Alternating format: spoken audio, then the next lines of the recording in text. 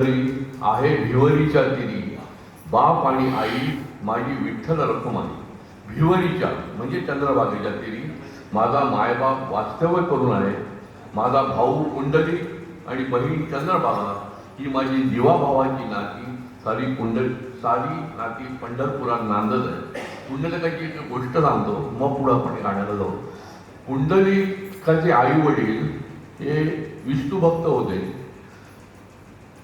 त्यांनी पुंडलिकाचं लग्न एका सधन कुटुंबातल्या मुलीशी, सुंदर मुलीशी लग्न करून दिलं.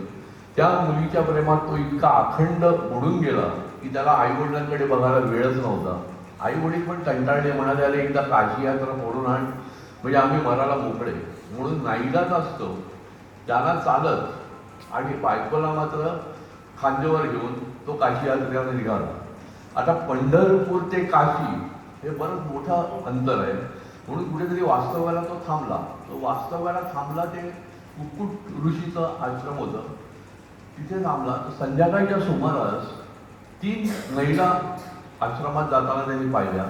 त्या अगदी मलूल झालेल्या होत्या, कपडे पण त्यांचे सगळे मळलेले होते.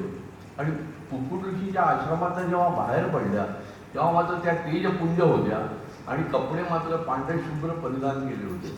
तर त्याने हटकलं पुंडलिकाने, तुम्ही कोण महिला?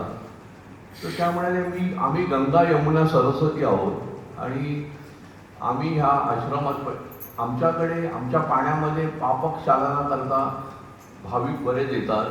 त्यामुळे आम्ही दिवसभरच्या श्रमाने दमून जातो, अधिक आमचे कपडे पण मलिन होऊन जातात. आणि मग त्या निघून गेल्या. तर ह्या पुंडलिकाची आणखीच कुतूहल जागृत झालं. तो सरळ कुक्कुट ऋषींच्या घरातच शिरला आणि मला काय चमत्कार काय आहे. तर त्यांनी सांगितलं की काही नाही आहे, हे त्यांचं गेल्या जन्मीचं पुण्य आहे, त्याला तसं वरदान लाभलेलं आहे. तू सुद्धा वडिलांची सेवा कर, आई वडिलांची, म्हणजे तू पुत्रधर्म पाळ, म्हणजे तुला सुद्धा असं काहीतरी वरदान मिळू शकेल. मग नंतर त्यांची वृत्ती पालटली. त्यांनी सगळं आई वडिलांची काशी यात्रा व्यवस्थित केली.